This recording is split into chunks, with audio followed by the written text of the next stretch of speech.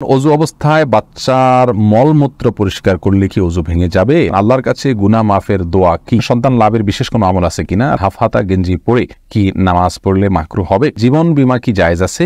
মেয়েদেরকে নামাজের সময় পায়ের পাতা ঢাকতে হবে কি না? শিশু সন্তান মারা গেলে ওই শিশুর কি জান্নাত পাবে? জানাজার নামাজে কি অজু লাগবে? মাসিকের সময় অল্প আরবি লেখা বেশি বাংলা লেখা হাদিসের বই পড়া যাবে কিনা? জুমার নামাজের পরিবর্তে জোহরের নামাজ কিভাবে পড়তে হবে? সুন্নাত নামাজ পড়তে হবে কি না? আপন চাচাতো ভাই এর মেয়েকে বিয়ে করা কি জায়েজ আছে? সহবাস করার কোনো দিন বা সময় নির্দিষ্ট আছে কিনা? আর সহবাস করার পরে কি গোসল করতে হবে নাকি ওযু করলে হবে? বাবা মা ভাই বোন একসাথে নামাজ পড়ার নিয়ম আছে কি? ওযুর সময় প্রত্যেক অঙ্গ 3 বারের বেশি ধৌত করা যাবে কি না? আজওয়া খেজুর নিয়মিত খেলে কি সত্যি বিষ কাজ করে না? সোহাগ মোস্তফা জানতেছেন মাসিকের সময় অল্প আরবি লেখা বেশি বাংলা লেখা হাদিসের বই পড়া যাবে কিনা? যাবে, হাদিসের বই পড়া যাবে। হাদিসের বই পড়তে নিষেধ করা হয়নি কোরআন হাদিসের কোথাও। আদিল আহমদ জানতে চেয়েছেন জুমার নামাজের পরিবর্তে জোহরের নামাজ কিভাবে পড়তে হবে? সুন্নাত নামাজ পড়তে হবে কি না? আপনি জোহর যেভাবে পড়েন হুবহু অন্যদিন জোহর যেভাবে পড়েন সেভাবে পড়বেন, 4 রাকাত নামাজ পড়বেন এবং তার আগে পরে সুন্নাতও পড়বেন। জোহরের নামাজ যেহেতু পড়তে হবে অতএব জোহরের যে সিস্টেম সেটাই আপনি বাই ডিফল্ট আমল করবেন। আর রনটি আপনি জানতে চেয়েছেন আপন চাচাতো ভাইয়ের মেয়েকে বিয়ে করা কি জায়েজ আছে?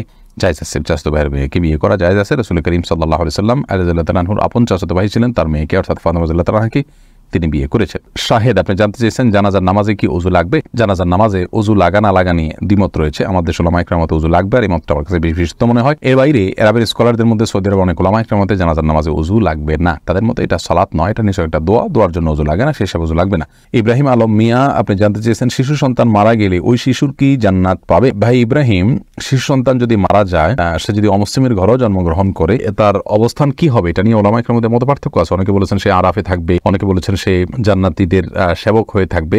তবে বিশুদ্ধ মত অনুযায়ী সে জান্নাতে যাবে যেহেতু তার কোনো গুনাহ নেই। আর রাসেল এমসি জানতে চেয়েছেন সহবাস করার কোনো দিন বা সময় নির্দিষ্ট আছে কিনা? আর সহবাস করার পরে কি গোসল করতে হবে নাকি ওযু করলে হবে? যদি তখন গোসল করার সুযোগ না থাকে তাহলে ওযু করে নিলেই চলবে, কিন্তু পরবর্তী নামাজের আগে আপনাকে গোসল করতে হবে।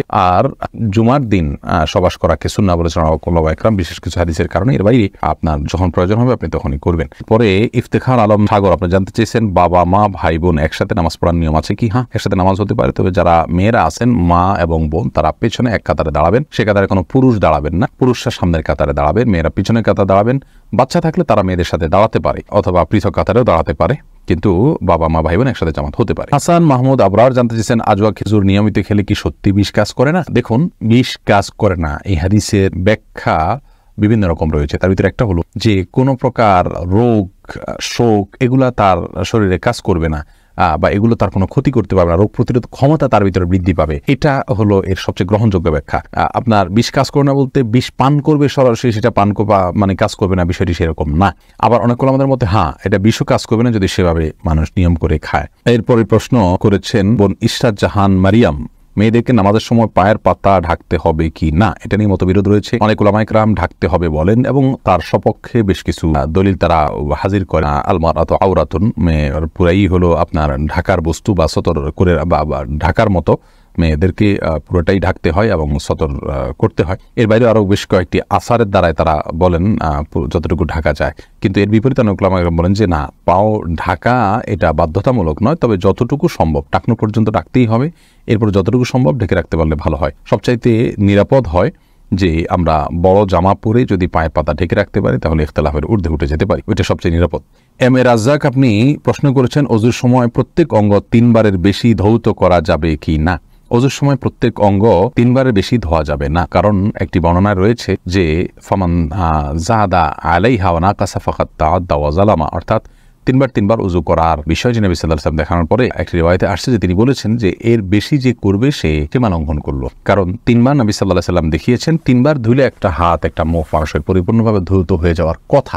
এর পরেও যদি কেউ মনে করেন যে না আরো বোধহয় ধোয়া দরকার, তাহলে বুঝতে হবে শয়তান তাকে ওয়াসওয়াসা দিচ্ছে, কুমন্ত্রণা দিচ্ছে। তিনি এটা থেকে বেঁচে থাকার চেষ্টা করতে হবে এবং 3 বার বেশি তিনি ধুইতে যাবেন না। মোহাম্মদ সুমন খান জানতে চেয়েছেন জীবন বীমা কি জায়েজ আছে? ভাই সুমন খান, জীবনের বীমা আসলে এই কনসেপ্টটাই ইসলামের সাথে যায় না। যদিও বিমার শুরু হয়েছিল যে কনসেপ্ট নিয়ে যে এক অন্যের সহযোগিতা করা, বিপদগ্রস্ত হলে সবাই মিলে তাকে সহযোগিতা করা, আসলে বিমার মধ্যে সেই সহযোগিতার চাইতে সুদের যে দিকটা রয়েছে সেটা অনেক বেশি প্রবল এবং আরো বেশ কিছু দিক রয়েছে যেগুলো ইসলামী শরিয়া অনুযায়ী আপনার জায়েজ না। যেমন আপনি বিমা করলেন, আপনি মাঝপথে মারা গেলেন, আপনাকে বিমা করে আপনি যত বছরের জন্য বিমা করেছেন তত বছরে যত টাকা আপনি পেতেন, মাঝপথে মারা গেলে পুরো টাকাটা আপনি পাচ্ছেন। এই যে পুরো টাকাটা পাচ্ছেন কিসের ভিত্তিতে পাচ্ছেন? আপনার তো কোনো ব্যবসার চুক্তি নাই, আপনার লাভ দিচ্ছে না। তাহলে আপনি যে টাকা দিলেন তার বিপরীতে আপনাকে অতিরিক্ত টাকা দেওয়া হচ্ছে। এর বাইরেও আরো অনেকগুলো বিষয় আছে যেগুলোর বিবেচনা করে পৃথিবীর প্রায় সকল উলামায়ে কেরাম প্রচলিত বিমার যে কনসেপ্ট রয়েছে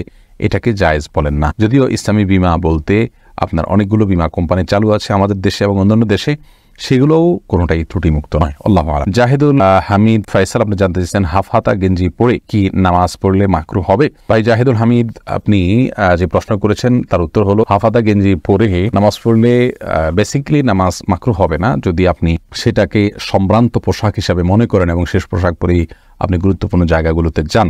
সাধারণত হাফ হাতা পোশাক পরে বা শার্ট পরে গেঞ্জি পরে আমরা খুব ভালো, বিশেষ করে গেঞ্জি পরে আমরা খুব ভালো কোথাও যাই না সচরাচর। আর আল্লাহ সুবহানাহু ওয়া তাআলা বলেছেন ইয়া আইয়ুহাল্লাযীনা আমানু খুযু যিনাতাকুম ইনদা কুল্লি মাসজিদ, হে ঈমানদাররা তোমরা প্রত্যেক নামাজের সময় সুন্দর পোশাক পরিধান করো।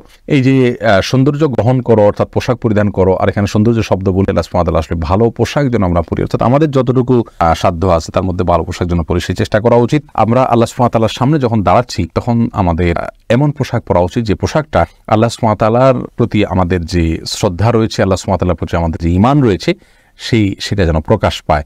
এবং নরমাল কোনো পোশাক আশাক যেগুলো পরে আমরা কোথাও যাই না সেটা পরে নামাজ পড়া উচিত নয়। হাফাতা গেঞ্জি যদি পরেন তাহলে সেক্ষেত্রে এটা পরে আপনি কি সম্মানজনক কোথাও যান, যদি না যেয়ে থাকেন আপনার এটা মাকরু হবে, কিন্তু নামাজ হয়ে যাবে। মিনহাজ আপনি জানতে চাইছেন আল্লাহর কাছে গুনাহ মাফের দোয়া কি, যা হাঁটতে বসতে পড়তে পারবো এরকম যে কোনো দোয়া আপনি পড়তে পারেন। ইস্তেগফার মূলক, আল্লাহর কাছে ক্ষমা প্রার্থনামূলক, আস্তাগফিরুল্লাহ ওয়া আতুবু ইলাইহি, এই দোয়া পড়তে পারেন। আর ক্ষমা প্রার্থনার জন্য সবচেয়ে আপনার ভালো দোয়া হলো সাইয়্যিদুল ইস্তেগফার, আল্লাহুম্মা আনতা রাব্বি লা ইলাহা ইল্লা আনতা খালাকতানি ওয়া আনা আবদুকা ওয়া আনা আলা আহদিকা ওয়া ওয়াদিকা মাসতাতা'তু আউযু বিকা মিন শাররি মা সানা'তু আবু'ু লাকা বিনি'মাতিকা আলাইয়া ওয়া আবু'ু লাকা বিযামবি ফাগফিরলি ফাইন্নাহু লা ইয়াগফিরুয যুনুবা ইল্লা আন্ত। এটা হলো ক্ষমা প্রার্থনার জন্য সবচেয়ে শক্তিশালী দোয়া, যেটাকে সাইয়্যিদুল ইস্তেগফার বলা হয়েছে।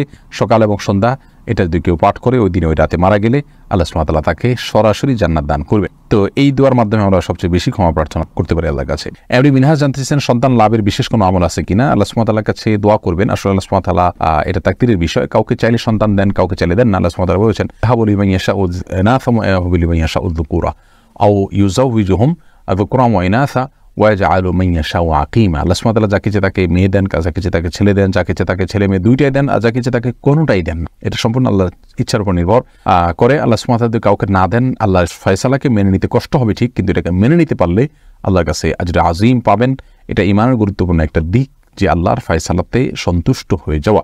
আল্লাহ তাআলা আমাদেরকে অনেক দিক দিয়েছেন যেগুলো আমরা হয়তো জানি না। আমরা যে দিকটা আল্লাহ দেননি সেটাকেই শুধু আমরা দেখতে পাই, শয়তান সেটাকে আমাদের সামনে বড় করে। আর এর বাইরে সন্তান লাভের জন্য আপনাকে আমি কয়েকটা দোয়া দিতে পারি, দোয়ার সাজেস্ট করতে পারি। একটা ছিল ইব্রাহিম আলাইহিস সালামের দোয়া, আর একটা হলো জাকারিয়া আলাইহিস সালামের দোয়া, রব্বি হাবলি মিনাস সলিহিন, এটা পড়তে পারেন।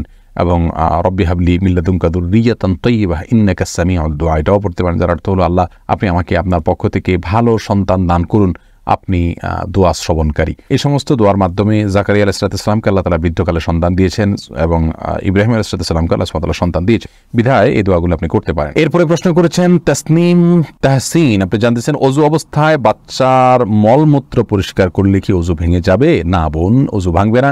বাচ্চার মলমূত্র পরিষ্কার করলে আপনি হাতে বা শরীরে যে জায়গায় আপনার মলমূত্রটা লাগবে ওই জায়গাটা আপনি ধুয়ে ফেললেন, বড় জোর অবস্থাতেই আপনার ওযু হয়ে যাবে। তাতে আপনি পবিত্র থাকবেন, পরিচ্ছন্ন হয়ে গেলেন, কিন্তু আপনার ওযু ভঙ্গ হবে না।